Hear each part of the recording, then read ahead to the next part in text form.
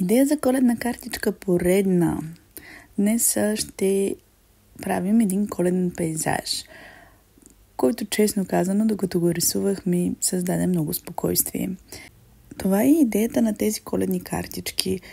Както знаете, те са изключително прости за правене, защото моята идея е, че абсолютно всеки да може да ги нарисува.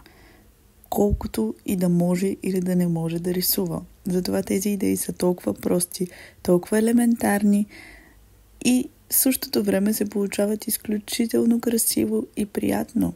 И всеки може да ги направи, за да може всеки малко да порисува, за да се почувства малко по-добре. А сега да се върнем конкретно към тази картичка. Както виждате, направихме 2 спирали за земята, а оттам нататък направихме 4 триъгълника за елхите и по една чертичка за техните стъбла.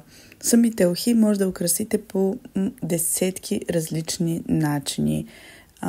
Честно казано, аз тук просто си отворих от Pinterest един списък с различни начини да украсим елхите и някои от тях ги ползвах, други ги доимпровизирах или ги направих както на мен ми идва, но в крайна сметка ето това е крайният резултат. Последвайте ме за още такива идеи.